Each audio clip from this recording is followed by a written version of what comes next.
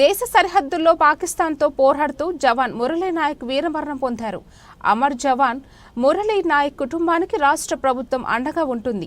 50 లక్షల పరిహారంతో పాటు 5 ఎకరాల భూమి, 300 గజాల ఇంటి స్థలం, మురళీ నాయక్ తండ్రి గారికి ప్రభుత్వ ఉద్యోగం రాష్ట్ర ప్రభుత్వం ఇస్తుంది.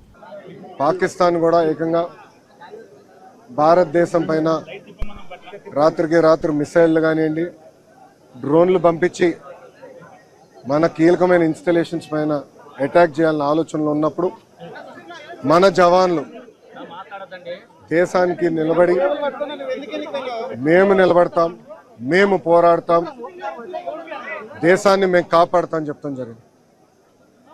కుటుంబాలకి దూరంగా, తల్లిదండ్రులకి దూరంగా వాళ్ళు అక్కడ ఉండి దేశం కోసం అహర్నిశలు నిలబడుతున్న వ్యక్తులు.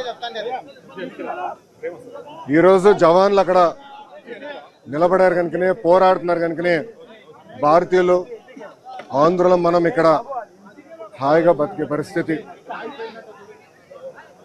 దాంట్లో మొన్న జరిగిన దాడిలో మన నాయక్ చనిపోతాం జరిగింది. మురళీ నాయక్ చిన్నప్పటి నుంచి కూడా మిలిటరీకి నేను ఉంటాను, నేను చనిపోతే భారతదేశ జెండా కప్పుకుని చనిపోతానని పదే పదే అతని కుటుంబానికి చెప్తాం జరిగింది. కుటుంబానికి ఏకైక బిడ్డ మురళీ నాయక్. చిన్నప్పుడు వాళ్ళ అవ్వ తాతతో పెరిగిన వ్యక్తి. దేశం కోసం నిలబడతాను, దేశం కోసం పోరాడతానని చెప్పిన వ్యక్తి మురళీ నాయక్. ఇంత చిన్న వయసులో మురళీ నాయక్ చనిపోతాం నిజంగానే చాలా చాలా బాధాకరం. ఆ కుటుంబానికి అటు కేంద్ర ప్రభుత్వం, ఇటు రాష్ట్ర ప్రభుత్వం అండగా నిలబడుతుంది. గౌరవ ముఖ్యమంత్రి గారు మాతో మాట్లాడారు, ఉప ముఖ్యమంత్రి గారు, అదేవిధంగా హెల్త్ మంత్రి మన సత్యకుమార్ గారితో మాట్లాడి ఆ కుటుంబానికి ప్రభుత్వం నుంచి ఆర్థిక సాయం కింద 50 లక్షల రూపాయలు, దాంతోపాటు 5 ఎకరాల భూమి, ఇల్లు కట్టుకునేదానికి 300 గజాలు ప్రభుత్వం అందజేస్తాం జరుగుతుంది. అంతేకాకుండా కుటుంబాల కోరిక మేరకు కుటుంబంలో ఎవరికైనా ఉద్యోగం ఇస్తే, ప్రభుత్వ ఉద్యోగం ఇస్తే బాగుంటుందని అడిగారు.